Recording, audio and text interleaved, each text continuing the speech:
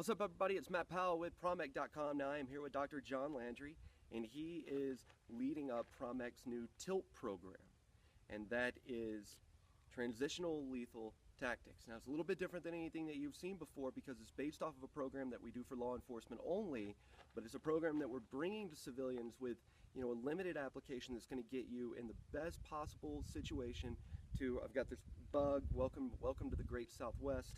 It's going to give you the best means of surviving an encounter where you need, you know, your firearm or something doesn't work or the weapon that you have doesn't work. So what I want to talk to him about today is a couple of things about knives, because everybody's so big on knives right now. I want to talk to him about knives.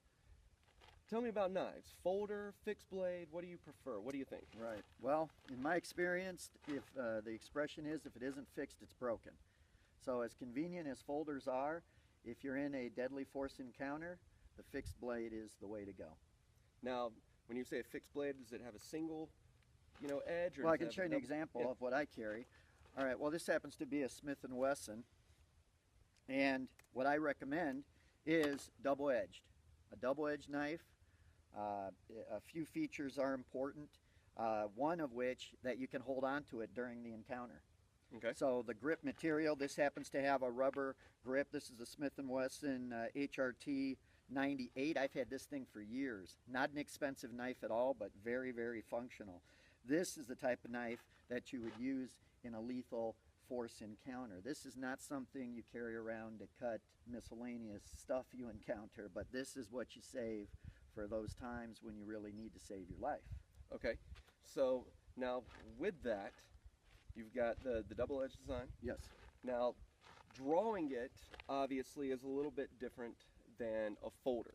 Yes. So if you can put that back in, and Absolutely. we're going to have a draw-off without cutting each other's throats or anything stupid like that, we're going to have a draw-off. So right. I've got a folder on me, you've got yours. All right, now this is my non-dominant hand. Okay, I'm going to go my non-dominant hand as well. I have a firearm over on my dominant hand. All right, so when you are ready, hold on one second, not going to cheat from, you know, position ready. So it's a little bit different because with the fixed, you got to get your blade out. Now, if I'm carrying concealed, then I will carry this on my dominant side just because I might not end up in a situation where we might be so close that to draw the pistol is not a good idea, so I might flick out and work. Versus here, we're removing that step of, you know, the flick.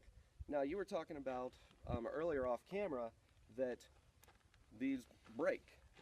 You've been in law enforcement for how long? About 25 years. 25 years. Yes. So you've seen these break. And security work. The problem with the folder, which is, I understand it's better to have a folder than no knife at all, but there are moving parts. There's a hinge. And what people have to understand is that although you might think that human flesh is soft, during an actual encounter, you might be impacting hard surfaces. Your threat might move, and if this hits a hard surface, you might have just lost your knife. It would have broken. Mm-hmm. You don't get that issue with the fixed blade. You might break the tiny tip off, but you still have a functional weapon to use. With the folder, this could be completely incapacitated. If this breaks at the hinge, that's it. And yes, I have seen them break. Now, so do you recommend a certain length when it comes to the fixed blade? I would say at least 3-4 inches is good. I realize people don't think they can carry these, but actually it's quite comfortable, even this length of a blade to clip on your belt or in your pocket. But at least 3-4 inches, because you want to be able to penetrate certain anatomy, which is actually part of the program. The TILT program is the tactical anatomy. So you do have to have adequate length to be able to do its job. But it doesn't have to be a 12-inch Bowie knife or anything like that. I mean, compared to a decent size. Now, if you look at one of the Wilson Combats or something like that, I mean, those are big folders. So this is a basic Spyderco Harpy next to the fixed, so you can kind of see the difference between the size, and you know, it gives you a good idea on it. So in the next video, we're going to be talking more about knives. So make sure that you go over to Pramek.com, you're going to see some information about the tilt program, you're going to see some information about Dr. John Landry. We got courses coming very soon that I think you're going to be very excited about. It's a very different direction from what we've done with adaptive combatives, because adaptive combatives has generally been empty hand. This is fighting off of the firearm, on your person, in your house, wherever it may be, and looking at, as it says, a transitional lethal tactics, which is transitioning from here to here to here to here to whatever it may be, so that you can move beyond. So we'll come back in the next video and talk a little bit about knives, and be talking about the real combative aspects of knives. I almost feel like we need to name this segment Knife Talk or something stupid like that. But we're talking about combative knives. And so, as you can see, I've got, my duty rig on right now, and, he's got more of a CCW rig. But one of the things that on the Pramek podcast over at PramekRadio.com that Matt Larson talked about was, the fixed blade that they were developing for the Army, the retention holster and so forth. But can you show me, when it comes to combatives, a little bit more of the features as, a bludgeoning tool and so forth, combatively, what this offers you versus a lot of just the regular knives that are out there when you look at this more stiletto type of commando blade? Sure. All right, well, as I said before, this particular knife is a Smith & Wesson HRT model. Not an expensive knife, but it has all the features that you're looking for. A folder, unfortunately, lacks some of these features. For one thing, blade length. For one thing, it's not double-edged. It has moving parts. And combatively, you could run into many issues this way. It's not as good as an impact weapon. But the fixed blade knife offers greater versatility. Okay.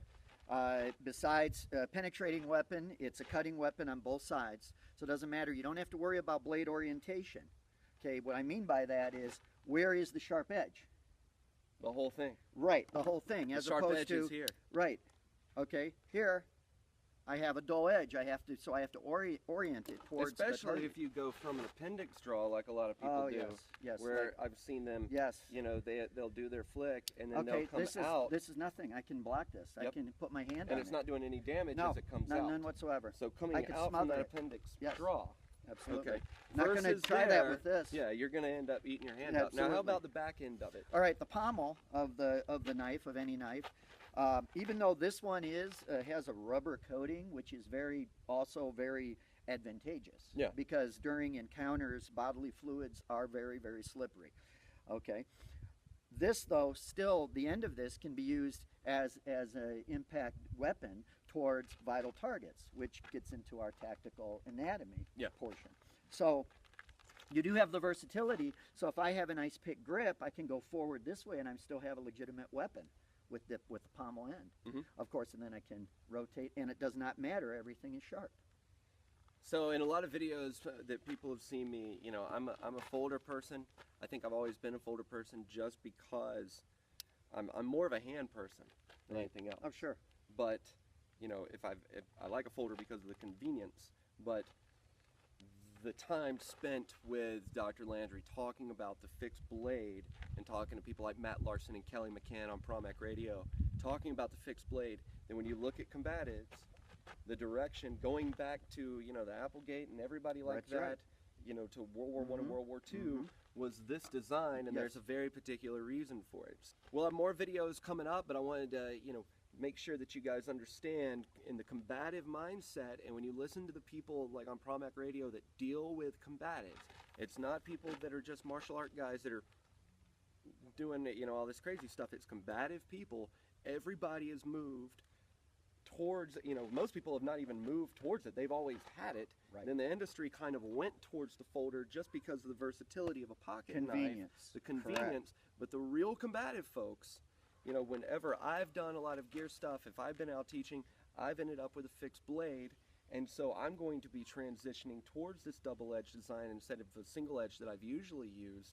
But the real combative people are the fixed blade side of things. So, more videos coming up soon. Thanks, and make sure you go by Pramek.com, Pramek.com. Thanks for watching.